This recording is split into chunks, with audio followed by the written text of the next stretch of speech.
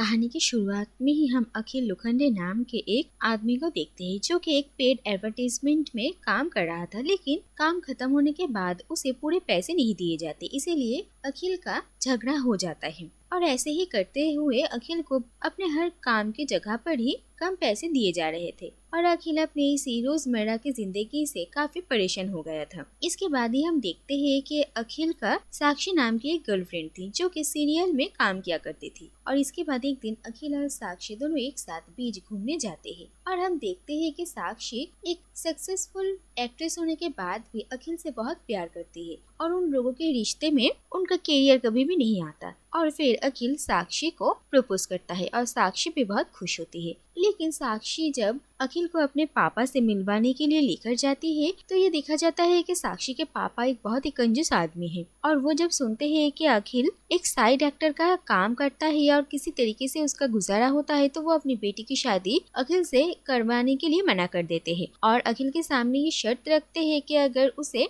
साक्षी से शादी करनी है तो बहुत सारे पैसे कमाने पड़ेंगे और अमीर बनना पड़ेगा। और अखिल भी साक्षी के पापा से ये वादा करता है कि वो अगली बार उनसे अमीर बनने के बाद ही मिलेगा और ये कहकर वो वहाँ से चला जाता है। इसके बाद हम अखिल के दोस्त जुगनू को देखते हैं जिसका एक डीवीडी का शॉप था और जुगनू एक फिल्म ऑब्सेस्ड पर्सन था। जुगनू भी अखिल के परेशानियों को समझता है और वो उसे सपोर्ट करता है। इसके बाद हम अखिल के पापा को देखते हैं जो कि हमेशा बीमार रहते थे और अखिल बहुत ही मुश्किलों से एक प्राइवेट हॉस्पिटल में अपने पापा की ट्रीटमेंट करवा रहा था। और एक दिन वो जब जुगनू के साथ अपने पापा से मिलने के लिए जाता है तभी वो देखता है कि दरअसल उसके पापा को कोई बीमारी है ही नहीं, बल्कि वो तो सिर्फ ठाट बाट में रहने के लिए ही बीमारी का नाटक बनाकर इतने महंगे हॉस्पिटल में एडमिट हुए थे। और अखिल को ये भी पता चलता है कि दरअसल वो उसके खुद के पापा नहीं हैं, उन्होंने अखिल को अडॉप्ट किया है। और ये सारी बातें सुनकर अखिल बहुत ही परेशान हो जाता है और फिर वो डायरेक्टली अपने पापा से बात करता है और उनसे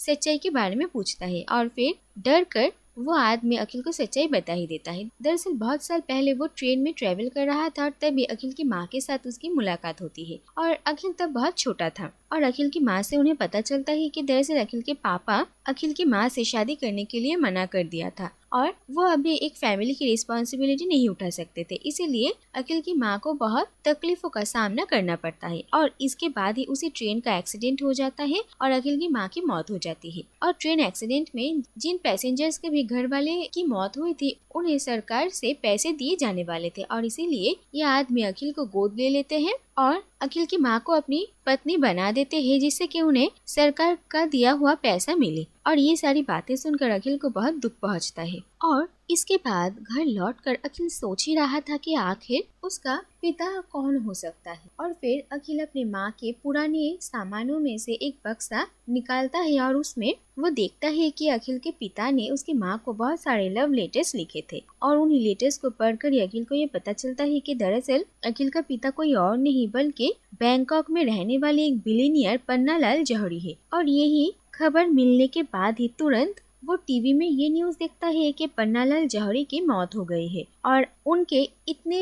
बड़े प्रॉपर्टी का कोई वारिस नहीं है और अगर कोई भी सही डॉक्यूमेंट्स दिखाकर पन्नालाल जौहरी का क्लोज रिलेटिव होने का दावा करे तो उनकी सारी प्रॉपर्टी उसी को मिल जाएगा। और टीवी में ये न्यूज सुनते ही अखिल और जुगनू दोनों ही बहुत खुश हो जाते हैं और फौरन अखिल अपने माँ के पास पन्नालाल जौहरी के सारे लेटर्स और कुछ सामान लेकर बैंकॉक पन्नालाल जौहरी के मैंशन पहुँचता है और वहाँ पर जाकर वो पन्नालाल के लॉयर हबीबुल्ला अखिल से मिलते हैं और अखिल उन्हें पन्नालाल जौहरी के बेटे होने का सारा सबूत देता है और कहता है कि वो अगर चाहे तो डीएनए टेस्ट भी करवा सकते हैं। लेकिन हबीबुल्ला अखिल को कहते हैं कि अखिल पन्नालाल जौहरी का बेटा हो सकते हैं, लेकिन पन्नालाल जौहरी ने अपनी सारी दौलत पहले से ही किसी के नाम कर दिया है। और ये सुनकर अखिल बहुत ही ज्यादा गुस्सा होता है और पूछता है कि वो कौन है और अखिल को पता चलता है कि पन्नालाल जौहरी ने अपने करोड़ों की प्रॉपर्टी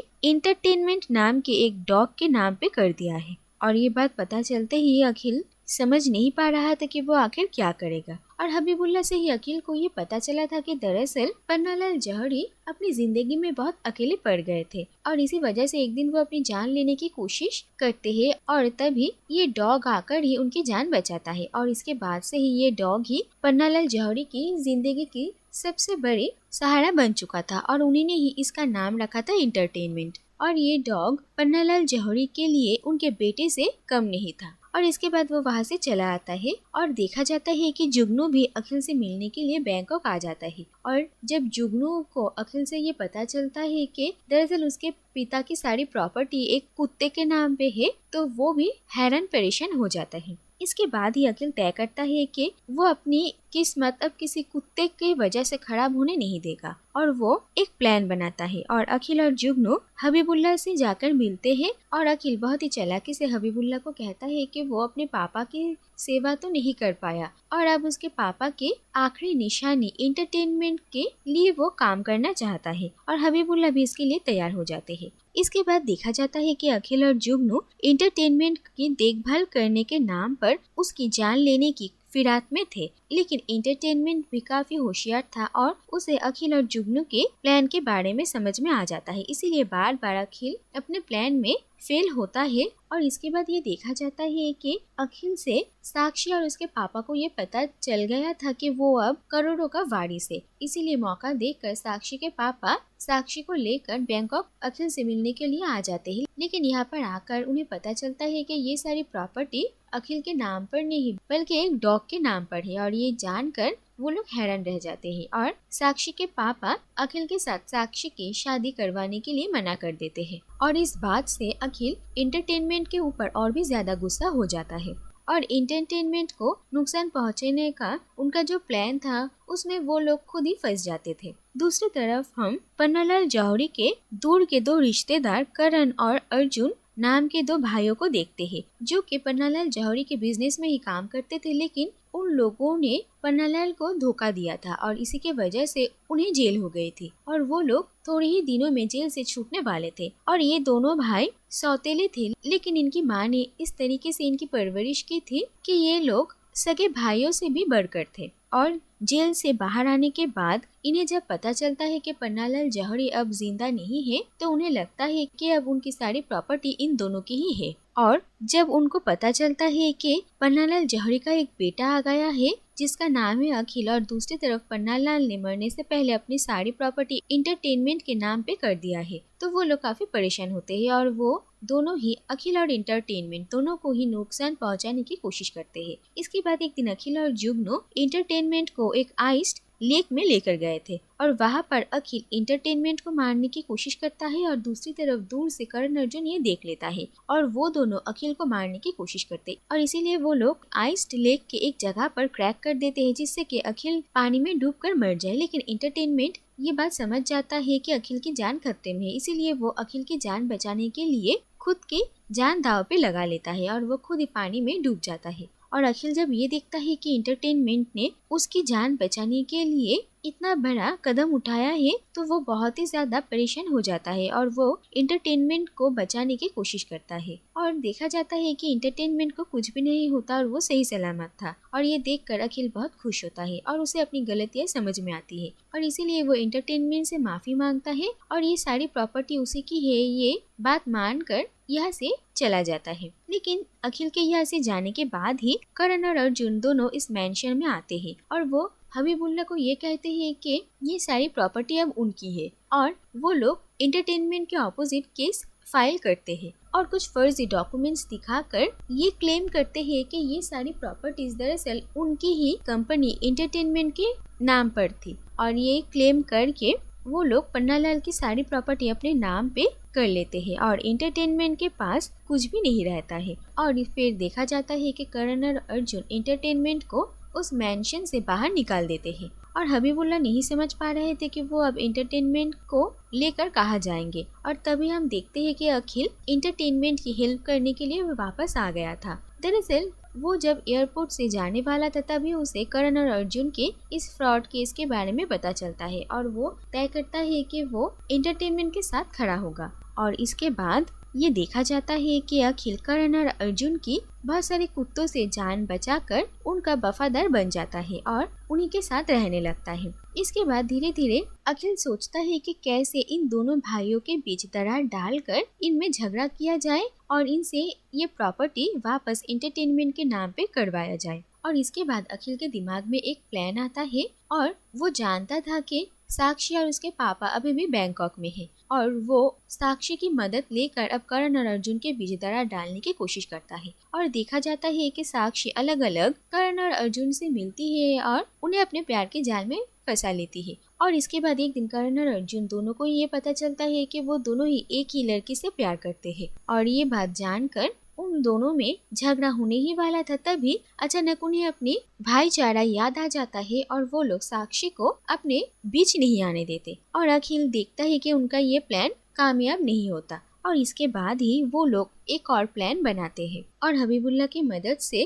करण और अर्जुन तक ये खबर पहुंचाते हैं कि एंटरटेनमेंट मर चुका है। और इसके बाद ही अखिल एंटरटेनमेंट के भूत का नाटक करता है जो कि करण और अर्जुन को अलग अलग तरीके से डराता है। और इसके बाद अखिल करण को ये कहता है कि दरअसल अर्जुन ने झूठे भूत का नाटक किया जिससे कि वो करण को इस प्रॉपर्टी से बेदखल कर सके। और इसके बाद वो अर्जुन को ही सेम कहानी सुनाता है जिससे कि इन दोनों भाइयों में फिर से झगड़ा हो जाता है। लेकिन बात इस बार जब प्रॉपर्टी की आती है तो उन दोनों की भाईचारा भी उनके झगड़े को नहीं रोक पाती है और वो लोग एंटरटेनमेंट के प्रॉपर्टी कैसे धोखा देकर अपने नाम करवा लिया है ये बात सामने आती है। और दूसरी तरफ ये देखा जाता है कि अखिल और जुगनू ये सारी कन्वर्सेशन रिकॉर्ड कर रहे थे। लेकिन इसके बाद ही ये देखा जाता है कि करण और अर्जुन दोनों उन लोगों को वहाँ पर देख लेते हैं और उनका कैसेट वहाँ पर गिर जाता है और ये देखा जाता है कि एंटरटेनमेंट वो कैसेट लेकर वहाँ से भाग जाता है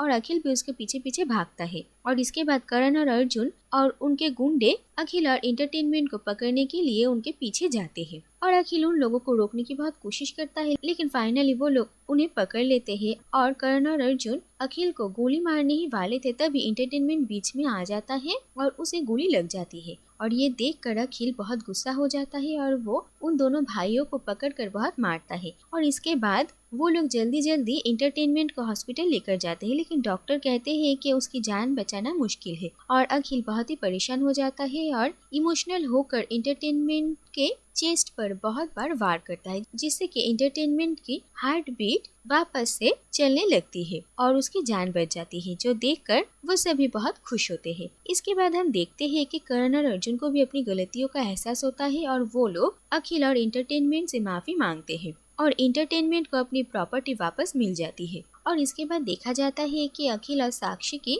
शादी के लिए साक्षी के पापा मान जाते हैं और उन लोगों की शादी होती है और दूसरी तरफ एंटरटेनमेंट के साथ एक फीमेल डॉग की शादी होती है। और आखिर में ये देखा जाता है कि इन लोगों के बच्चे भी होते हैं और ये सब एक साथ बहुत खुश थे। और इसी के साथ ही ये कहानी यहीं पर ही खत्म हो जाती है।